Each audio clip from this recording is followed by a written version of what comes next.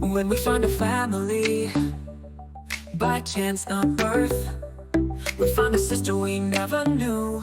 The blessed sisters of OPI Perth, working together kin to kin, we can show our worth, sharing the work of our hearts. The blessed sisters of OPI Perth. Hello and welcome. Well, it seems that tired old hag StyleAID is back in the news with a letter appearing in the Perth Voice newspaper. The Sisters of Perpetual Indulgence were told by Mark Reed that StyleAID was back on the cards. And so Mother Greta wrote the following letter. StyleAID doing nothing for positive people. The Perth Sisters are calling for WAAC Council CEO Daniel Vucinic to clarify at the AGM for the Health Department, Minister of Health and the wider positive community what is WAAC's official position on the StyleAID fundraiser, and to make a commitment that any funds raised in the name of HIV positive people should go to directly benefiting HIV positive people and to support HIV positive people rather than staff support programs and WAAC's consolidated revenue as in the past. The Perth Sisters of Perpetual Indulgence have heard that the AIDS Council is getting ready to relaunch that tired old money pit, StyleAID. After 7 previous StyleAID events, not one HIV support program received any benefit. The only people to benefit from the 7 previous StyleAIDs were those in the Perth fashion industry, which is not what Health Department funding is meant for. In the 3 months run-up, the staff hours and resources that have been used in the past for StyleAID preparation have had an impact on HIV programs, as they get put on delay while the whole staff are required to work on the event. Health Department funding was never meant to be a social event organiser for the gay and fashion glitterati.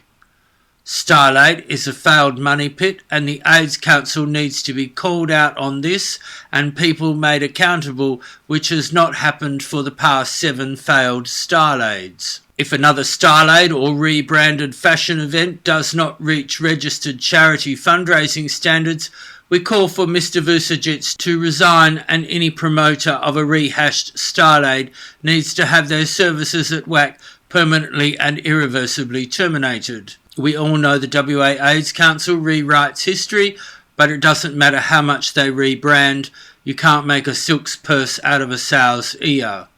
#Stop StyleAID. For more information, contact the Perth Sisters at perth.opi@gmail.com.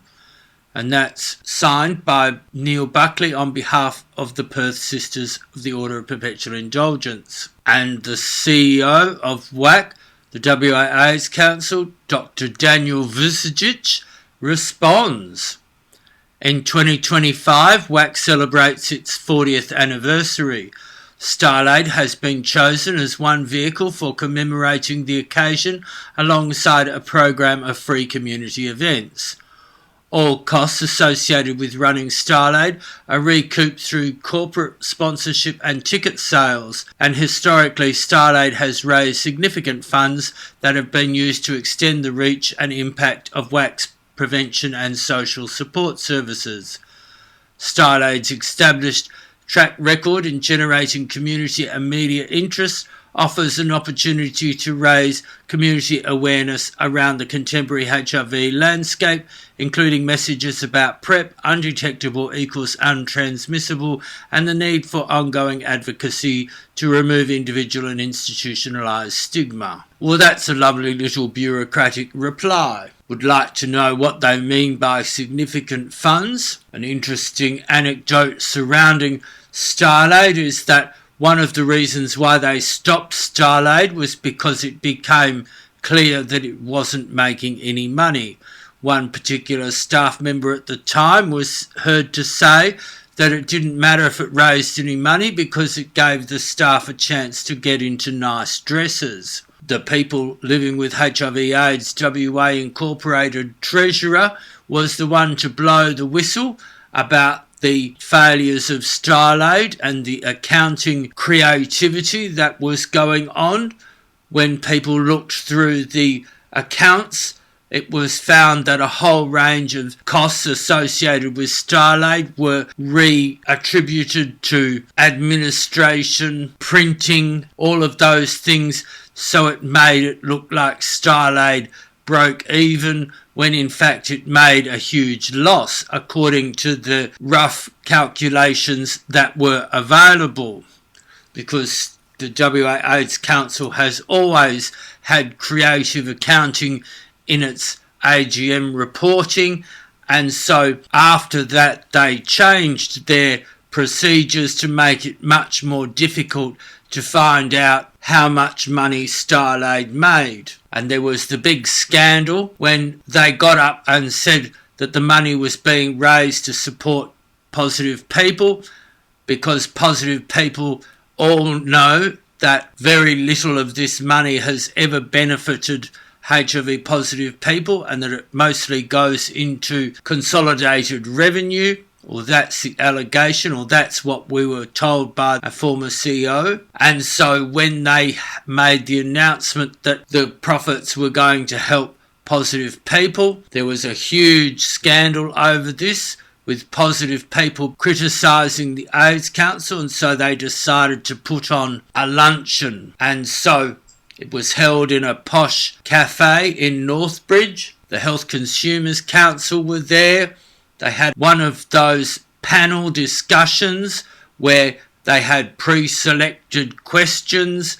No one who was a grassroots person was allowed to ask a question. It all had to be scripted. And the main problem was that this was the first of its food wars that occurred, in which they had nothing was available for people who were vegetarian, vegan, or Jewish or Muslim. Every single thing on the menu was for either fish and meat for the Catholics, or ham and potatoes for the other option. It was the start of the food wars, where food is weaponised against people who are critics of their failed policies or their inadequate services. It will be interesting to see whether Dr. Vucicic is able to maintain his position as CEO. It might be difficult if this really is a farewell from WAAC, because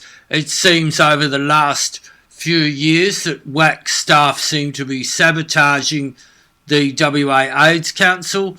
They are doing things to enable the meth crises. They've done nothing to assist HIV positive people vis-a-vis the domestic violence crises. It's all tokenism. There was allegations of bullying at the Wackify group, which seems to be a group where they pay people to be stooges to agree with the WAA's council, like a rubber stamp. There's been bullying at Power, its support group. There's been screaming and yelling reported in the boardroom, and the WAA's council didn't seem to be very supportive of the red ribbon on the AIDS memorial. There was a dreadful situation of bullying at the Wackify when Mother Greta tried to discuss that. And then, of course, there was always those ongoing scandals with the mistreatment of the WAA's memorial quilt, which was treated very shabbily.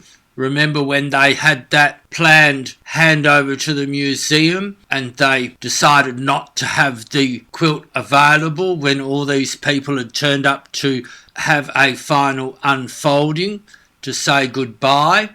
And the media was cancelled. No one was told in advance, so they turned up to find it had been a cancelled event, and this was at the Candlelight Memorial. It's bad enough that the WAA's council and its policies stopped the addition of new quilts. There's been a number of people die from HIV/AIDS, and they were basically blocked from having new panels because of this attitude of the AIDS Council that the symbols that are important to HIV positive people must be undermined and minimalised. Of course, it is time for the WA AIDS Council and the bloodborne virus STI sector to be merged.